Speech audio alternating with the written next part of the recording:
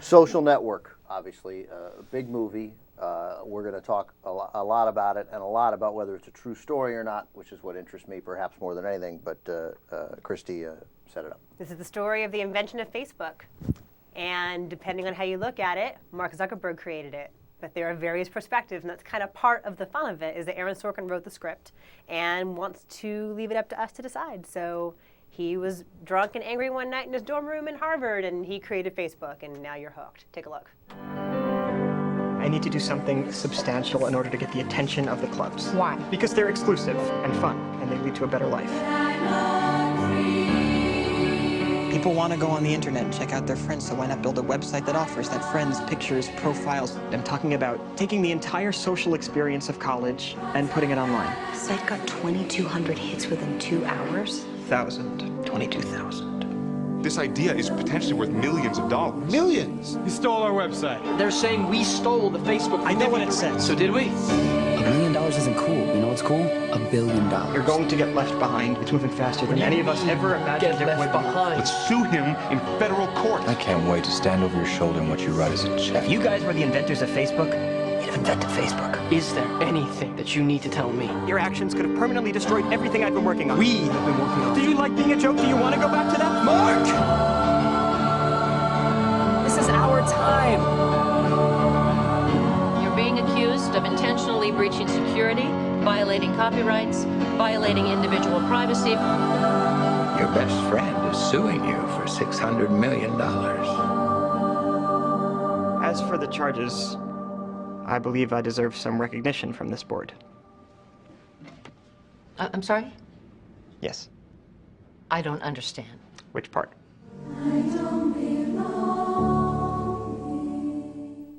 So there you go, the Social Network, Jesse Eisenberg as Mark Zuckerberg. Hard to believe that that isn't Mark Zuckerberg, an impressive performance, right? It's pretty great, and Jesse Eisenberg has sort of been typecast as this like stuttering kind of uber geek, too smart for the room but uncomfortable in his skin. And in this, there's like an edge to him, and there's a meanness that is very exciting. Which definitely hasn't been there before, never meanness. No, before he was always like sweet, kind of dorky dude. Like almost Michael likable. Cera, easily confused Better with than Michael Cera. They both wear hoodies, which is very confusing, you know. But there's like an edge here, which is great. And should I just go off? I loved it. Can I just go off now? Go. There's all this hype. It's the best movie of the year, and it's so hard to live up to that kind of hype. But I think it really does. It achieves that because it's got all this stuff going on. It's funny, it's smart, it takes computer coding and like competing lawsuits and it makes them sexy and funny, and the script is brilliant and it moves beautifully, and it's this famously like 162-page script that was crammed into a 2-hour movie, and it's just got this great kind of 1940s screwball comedy patter about it a lot of the time. And which is where Aaron Sorkin delivers when that's it's going totally good. him. That's totally him. So it's very much like these are two guys who are not really checking their phones for friend requests like ever, but it brings out the best in both of them, like Fincher's ability to tell beautiful, fluid, moving stories, and Sorkin's ability to create crisp, smart, snappy banter. So it's great. All right, acting was great. Eisenberg was great. Justin Timberlake was great. I got a real, sense that was the. I'm going to sound a little dorky here, but I felt like I lost myself in that character. Like I forgot it. That's way unacceptable, right? Anyway, when you're talking about Justin Timberlake, to say you got lost in the character? Yeah, I know. He's really good, though. No, what I think what I mean, trying to take away the ridiculous nature of what played Sean Parker. Yeah, I forgot it was Justin Timberlake after a while. That's great. You can't ask for anything better than that from Justin Timberlake. And then the Armie Hammer. If you don't know, there's twins in the movie, the Winklewosses, which is a great name that I can't pronounce right. And like Uyghur. Right. Uyghur, at least once you get it down, you're like, okay, I get it, Uyghur. But anyway, and it's one guy who plays the twins, which is when you find out later, you're like, oh my God, that's fantastic, except you just found out now. Okay. But really what makes the movies, of course, is the writing. I think Aaron Sorkin needs to get Julia Roberts money, like from the old days, because he's going to make a movie. He made this movie. He's going to make the next movie he does, because all that witty banter, all of it, it had Aaron Sorkin written all over it.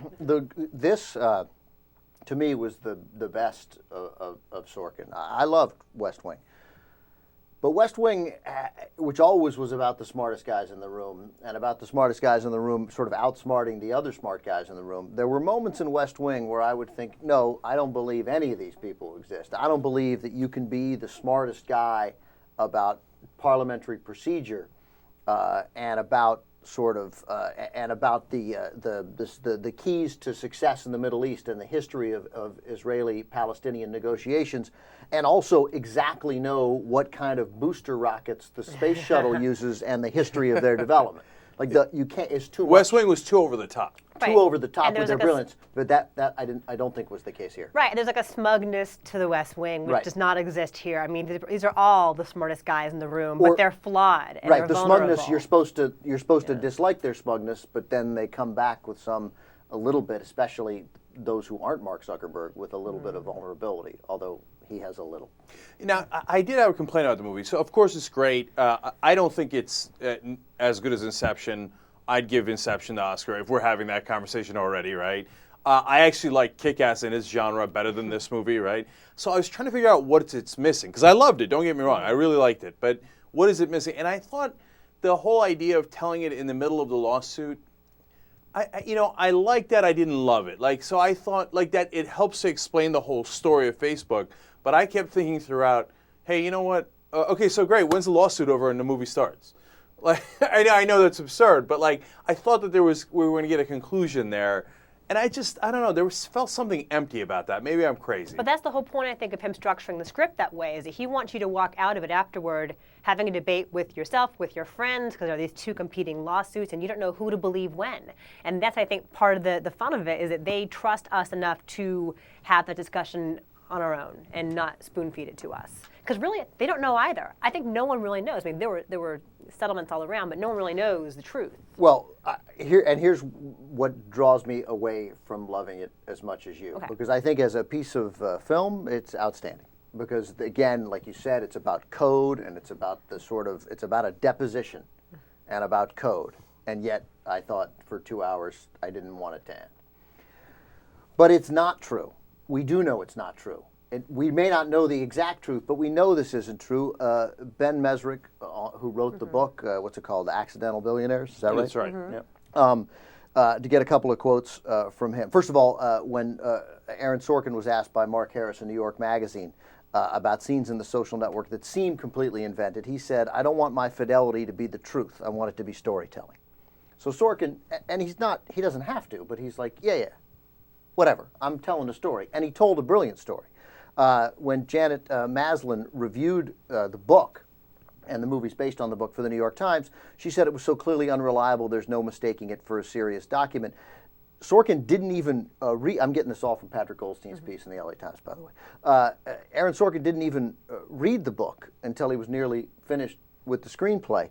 And Mezrich, when he wrote the book, admits that he recreated whole scenes, he changed settings, and he said he used the book not just as the factual record, but he said, it was just my best judgment. See, that sucks for Zuckerberg, of course, right? Yeah. And for Facebook to some degree. They're scared to death about what this movie's going to do. I actually went with my wife. She came out and said, I'm not going to use Facebook for a week. Wow, Okay. why? And I said, what, so you're going to ban it? She's like, well, for a week. Right, that's all I can do. Has right? it lasted? I'm not sure. I'm going to have to check in on that. It hasn't been the full week yet. No, because she hated Zuckerberg coming out of the movie. I mean, we'll talk about that more later. But they felt they had to do damage control. Zuckerberg gave us the $100 million To the Newark Right. schools. to Newark schools. He's never, Total coincidence and timing. Just Yeah, happened to come be on. the week this movie comes out, right? Come on. Although, but real quick, just about that, who cares? Oh, fantastic. I mean, he No, still no, gave I know. $100 million Right. to the Newark schools. But in theory, Nobody it else has. humanizes him in a way that it's never happened before. I in his agree. life, Yeah, right? but still, who gives $100 million Yeah. to some of the worst inner city schools in America just because they'd like to humanize themselves? He's like a multi Kobe Bryant needed to humanize himself. He bought his wife an $8 million ring. It's very shiny. Yeah. Yeah, no, this was the much better way to go. And look, maybe the movie should win an Oscar just because Newark Schools got $100 million out of it. Good for Cory So Booker. So your problem is then that it's not entirely factual. I don't think it represents itself to be entirely factual. Oh, I think that's where I though. disagree. I think it totally represents no, itself to be. no. I think, look, she's banned Facebook for a week. God bless Wendy. I think everyone thinks it's factual. Everyone will think this is the story. Patrick Goldstein sort of compared this in his piece to Citizen Kane. and we all know that was about William Randolph Hearst. But it's a big difference when you make the guy up, when you say, no, this is about Charles Foster Kane. And then you have this sort of freedom to tell the story differently, and you change stuff because it's about a different guy, and it symbolizes this guy, and you know it's incredibly similar. But here it's about Mark Zuckerberg, and it's about Dustin Moskovitz, and it's about Edward Safran, and Sean Parker. It's these guys. But it's about perspective, and it's about who remembers what when, and memory is but tricky no, and but unreliable. it's not So about I'm that. okay They made with it up. that. He made it up. No, but I'm okay with that because it's toying with the idea of like memory and who did what, where, when. So I'm okay with it maybe not being entirely factual. I think it was just changed to the story. It's the essence of the truth, but when you get into telling a story and then you change it and it's about something important and they're competing perspectives about it, and it's not just a story that can be enhanced for the viewer's enjoyment, I think it matters, that's all. Yeah, no, I'm between you guys, right? Like, you're right, Ben. It would have been better if it was just symbolic. Like, you get a sense of, like, this is kind of what happened, but we're not saying this is actually what happened. I think you walk out of the movie think that's actually what happened. I don't think a lot of people are going to investigate it. But on the other hand, it is pretty close to what happened. Now, Zuckerberg had the same girlfriend throughout. They made that part up, et cetera, right? But they did have disputes. There were lawsuits. They were, you know what I'm saying? So there were these blow-ups. It's just we don't know if it happened exactly like that. And there's, of course, always no way of knowing. So I'm with you on that, Christy. I thought it worked overall. I feel a little bad for Zuckerberg, but I can live with it. It would have helped to tell a story that included more of Zuckerberg's perspective. Obviously, he's the most important player. You don't have to totally rely on him. It would have been better. Dylan Moskovitz, the other guy in it, the third most important, or fourth third, forget Sean Parker.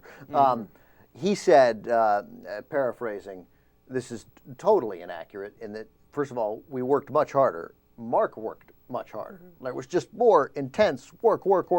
He was way more involved, and he was like, and we drank way more and got laid way more. Yeah, that's my main. Mark Zuckerberg gets blown in a bathroom by some random chick he just met. Just once at the beginning. I know, just once though. No. That was one of the things. Not multiple blowjobs. No, that's one of the things that I knocked it down for. So my final rating on it is an 8.5. I always love it when you sort of violate what has to be every Associated Press standard of behavior. I could say blowjob here. Yay! So, but look, not enough sex. I was sold sex in the trailer. I was like, so he's like, all right, he gets the first one. I'm like, I was promised oral sex. Yeah, and then that's it. There's no more sex for anybody. Justin Timberlake has sex a lot. Yeah, a couple of times. He could have even done it more. That was a great scene with when the girl he's with finds out he's Sean Parker. Yeah. By the way, who invented Napster, in case anybody doesn't know who that is. So, in the end, I think it's a really great movie. The lawsuit thing was a little more sex. Either a little more accurate or a little less accurate. So I gave it an 8.5. I still loved it. I think that's what keeps it from an overwhelmingly great grade. I gave it an 8.2. Wow. I still think it's great. But don't get me wrong, and I would still nominate it because now we nominate 30 movies. I give it a 10. I'm janking things up these days. We've been janking things up in your absence, I'll have you know. I feel like it's partly my legacy, and I feel great about that. It's lovely. It's everything it aspires to be. It's hugely ambitious, and it achieves everything. It's gorgeous. I wanted to see it again. The only thing I had a problem with, I wanted to know more about Mark Zuckerberg. And I think that's a huge achievement in itself, in that they've depicted this hugely unlikable, selfish, backstabbing ass, and I wanted to know more about him. Well, I mean, they made a bunch of stuff up, made a bunch of conversations up, made a bunch of scenes up, and they didn't have his help, so then we don't know. Because he wouldn't talk to Aaron Sorkin. Aaron Sorkin tried to talk to Zuckerberg, and he wouldn't talk to him. He wouldn't talk to Ben Mezrich, and they based it on Mezrich. By the way, Mezrich's books are fantastic. In general, I'm not knocking. I'm knocking the concept of telling these stories. You get what I'm saying. My favorite part of the movie, though, was that Mark Zuckerberg started so old and then sort of got younger as the movie Eventually, went on. he's in a diaper in front of his laptop. It's very exciting. We went through this whole thing, didn't mention David Fincher. Or I did. I totally did. Oh, you did? Off the top. Oh, okay. You know, if we didn't mention that we should, Andrew Garfield. Yeah, I think he is as good in this as Jesse Eisenberg and Justin Timberlake. He is Eduardo Safran, who was the business partner in helping create Facebook. He is the new Spider-Man. He was also in Never Let Me Go. He's really good. And also, we didn't talk about the Winklevoss twins. Well, yeah. Real fast? Yeah, we should really quickly, because they're the Edward Safran involved in one of the Eduardo Safran involved in one of the lawsuits. The Winklevoss is involved in the other one. These twins from Harvard who started the what they say was the original Facebook. That's the nature of the lawsuit.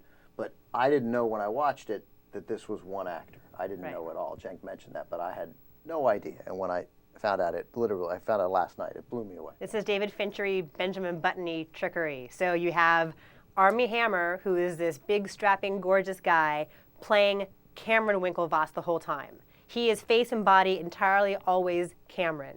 And then you had a physical body double, Josh Pence, playing Tyler.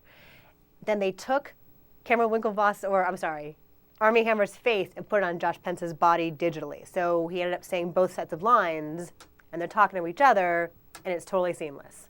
It's amazing. It's amazing. It's really that's technology at its best. Not 3D. Right. Not so blowing stuff up. Not sinking a ship. That's what it is at its best. So he didn't have to redo the scenes. He just had to say the scenes, right? He had to say them, but he had to say them. No, he had twice. He had to say everything twice, and he had to say it. He had to emote it, and he had to look and respond, and keep track of which brother he was, because they're different. One's the voice of reason. One's like, let's sue his ass, and one's like, no, we're gentlemen of Harvard. We don't do that. So yeah, it was two performances. And I think sometimes I look at some actors and go, God, that guy's got to have a great future, right? And I got that sense with Hammer, and I got that sense with Garfield. Both of them, I would have thought, man, these guys are going to be in a lot of movies. And that Hammer guy, it'll be nice because maybe he can make some money. He's a hammer. Oh, well, then maybe he's all right. There you go. All right, so the overall rating for The Social Network, very high. It comes to nearly a 9. It checks in at 8.9. There you go. We teased 9 a little bit. So an outstanding rating.